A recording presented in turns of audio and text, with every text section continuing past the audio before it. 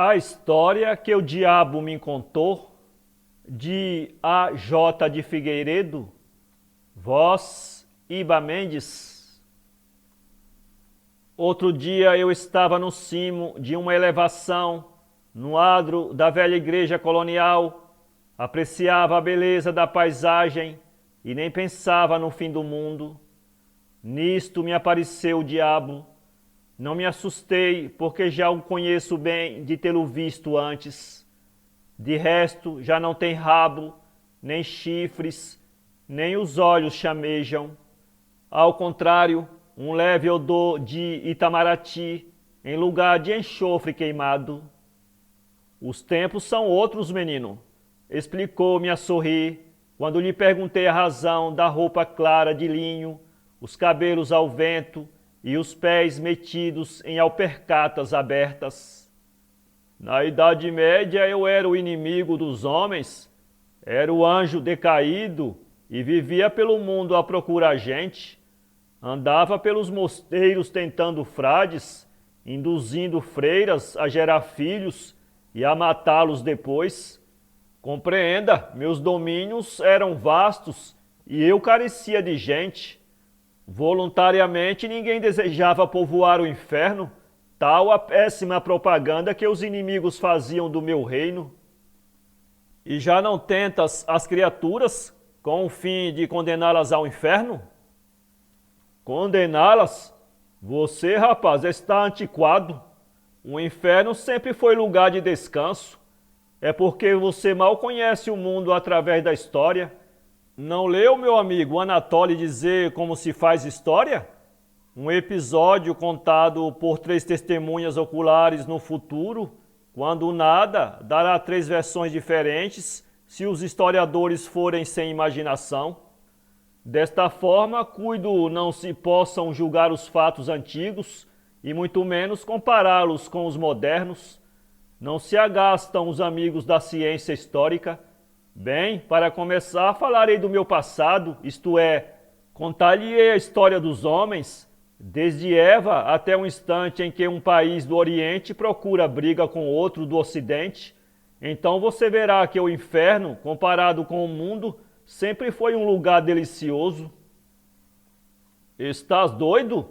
Então achas que vou preferir ouvir-te, velho embusteiro, em vez de admirar a refulgência deste sol, que derrama a luz nas matas e torna mais vivo o azul do mar?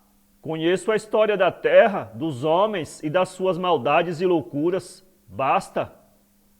O diabo sorriu, rapidamente sentou-se ao meu lado e ficamos a contemplar a cidade lá embaixo.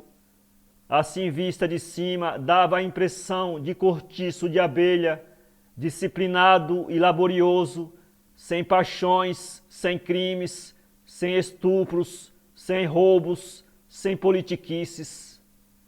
Sentado no muro de pedra, o diabo batia os pés no paredão compassadamente, irritantemente, como se quisesse exasperar-me. Eu, entretanto, que já lhe conheço a dobrez, particularmente da leitura de velhos livros sacros, tentava não me dar por achado.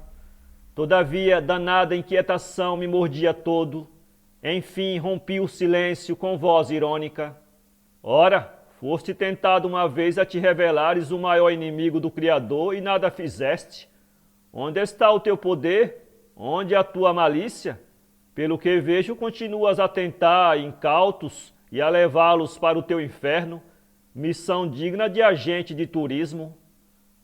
Olhou-me de soslaio, tornou a sorrir e me disse: até me recorda a tentação que me fez um italiano, tido por satanistas nas rodas literárias dos homens e já agora meu adversário. Disse-me que eu devia destruir o mundo, visto que fora esta a grande realização do Criador, e maior prova de antagonismo não havia do que destruir irremediavelmente a obra do inimigo. Naquele tempo não me convinha falar abertamente dos maus desígnios. Hoje é diferente e confio em você. Logo me interessei pela conversa. O diabo novamente sorriu, chegou-se a mim, botou a mão no meu ombro e me apontou a vastidão azul do mar, lá bem longe, as velas brancas sulcando águas e a fumaça de 2 navios encaracolando-se no ar. Lindo, não é? Os homens, quando moços, querem dinheiro e poder, e vendo a mata verde, o céu bem claro, a natureza tão cativante, e mulheres tão belas, tudo fazem para gozar a vida. Acontece, entretanto, que o tempo passa velozmente, e quando menos se espera é a velhice, a morte, o fim, o dinheiro mesmo, alavanca de gozos nenhum. Antigamente muitos faziam contrato comigo, aceitavam riquezas, mocidade e prazeres neste ambiente dulçoroso e me davam depois o direito de levá-los aos meus domínios. Concordei sempre. Hoje me arrependo. Todos esses transformaram o inferno num lugar desesperador para mim e o resultado, rapaz, foi desastroso. Sabe você que já não tenho onde meter tanta gente? Há filas, há inflação e não posso atender os que me chegam diariamente. Vem gente de todas as línguas, de todos os lugares, entram rindo, felizes, despreocupados e logo disputam os melhores lugares. Uma vez perguntei a um recém-vindo, mas afinal, por que chegam vocês tão alegres? Ora, se o inferno for ruim, será igual ao mundo de onde viemos. Pior não pode ser. E como aqui a vida é eterna, para que chorar? E saiu cantando um estribilho de cançoneta italiana. A princípio fui senhor absoluto do inferno, mas isto foi antes da Revolução Francesa, quando os homens criam em reis absolutos por direito divino e tinham, portanto, no espírito servilismo sem remissão. Depois começaram as reivindicações. Sabe você que os homens têm sempre a tendência de levar bem longe as suas ideias, pois quando Robespierre e Danton chegaram lá no inferno, logo entraram em luta pessoal e causaram cisâneas, e desde então meu reino piorou. Hoje os padecentes somos nós, os diabos, os pobres diabos. Satã, venha cá, falta isto, quero aquilo, tome providências.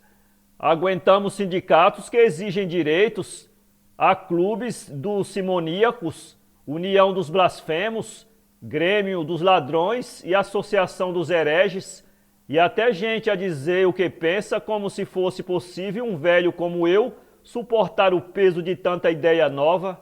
Já não me temem e as próprias caldeiras do inferno causam tanto sofrimento quanto as águas termais do balneário. Parece que acostumaram. Por desgraça, já os meus auxiliares exigem horário de trabalho. Não posso fazer funcionar as câmaras de tormento dia e noite como outrora, porque seria preciso revezar turmas, bem pagas, e não sei que faça para tanto. Antes facilmente se iludiam os homens. Hoje qualquer Zé Ninguém lê ciências populares e culturais, e os sábios vão se apossando dos meus segredos de um modo vertiginoso. Tal é a ânsia de cultura entre os homens, e quando entram no inferno, ri de mim. O diabo se calou pensativo, e já seu braço não me tocava o pescoço. Ficou a olhar distante, como se estivesse pensando longe. Que farás então?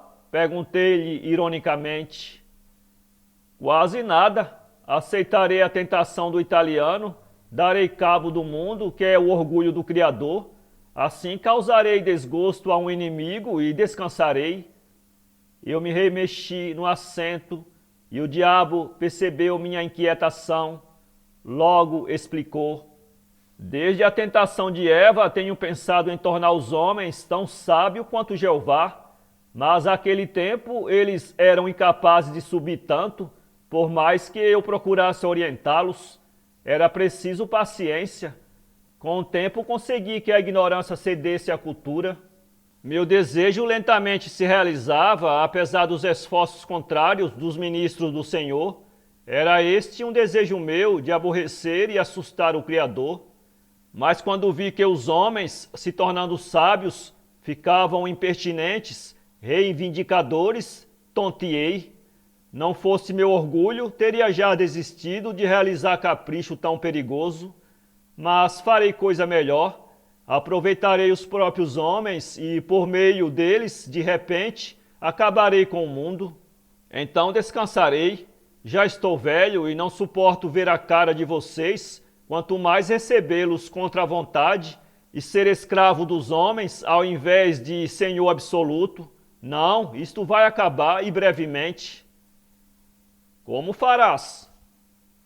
Utilizando a ciência dos homens, você deve lembrar-se da fruta do paraíso, que ficou sendo a da árvore do bem e do mal, pois ouça, Eva deveria comer todas as frutas da árvore, e se não morresse de indigestão, ficaria sábia, tão sábia quanto eu, o Jeová. A mulher, entretanto, foi pouco sagaz, comeu uma frutinha, assustada, e fazendo tal escarcéu que acordou Jeová de um sono gostoso.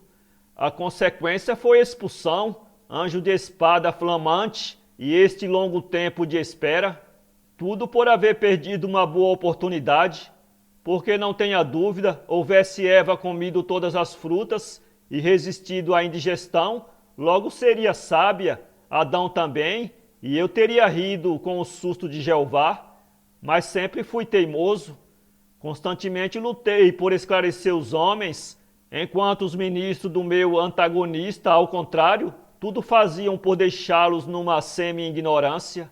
Explico, ensinavam sutilezas de fé, pontos de retórica e dialética e a arte de dissimular na vida, não ensinavam coisa alguma da terra, da existência e da morte, nem penetravam os segredos da natureza.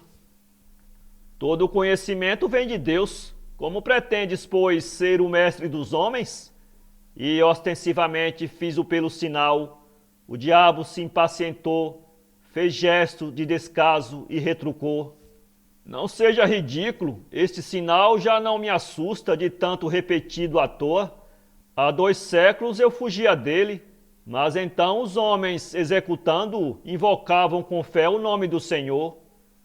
Depois de uma pausa e mais calmo, o conhecimento vem pelo Espírito. Deus é Espírito, também sou.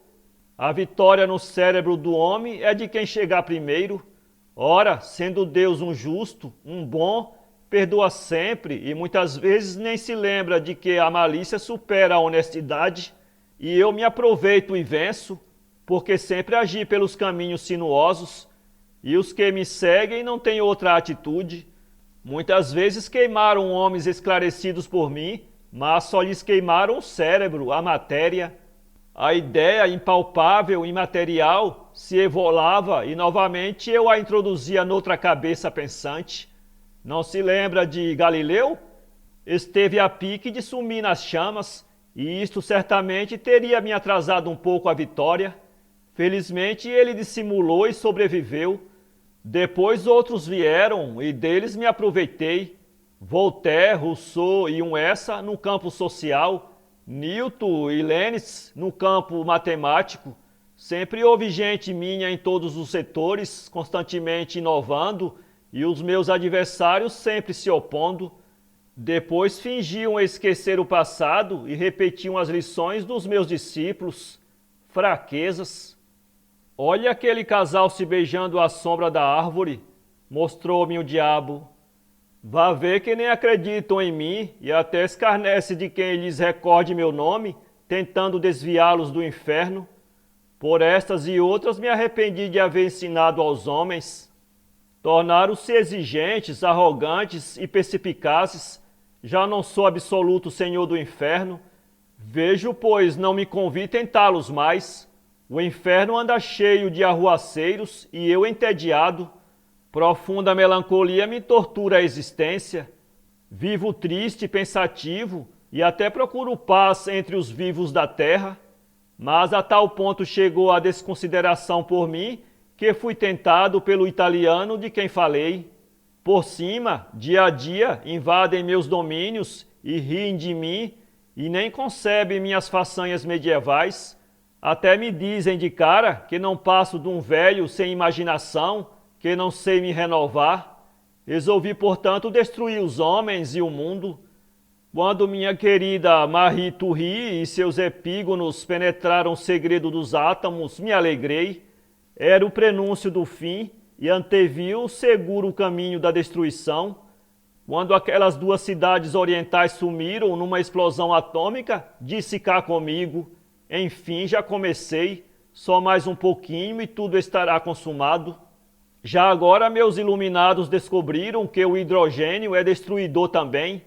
Combinado com o oxigênio é vida, reduzido aos seus átomos é a destruição total, é a morte, é o fim de um mundo cansativo, sem atrações, já sem rasgos de ingenuidade, povoado de vermes exigentes, inquietos e inquietantes.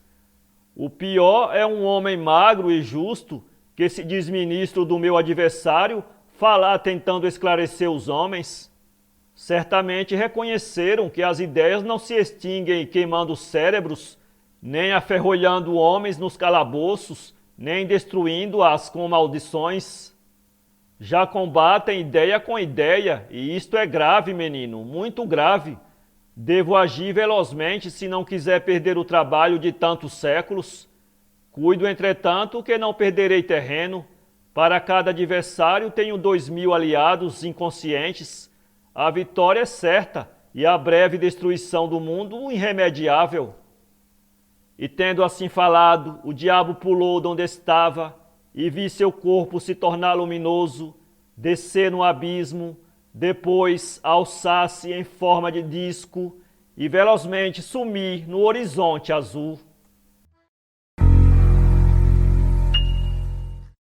Para ler esse conto, acesse www.poeteiro.com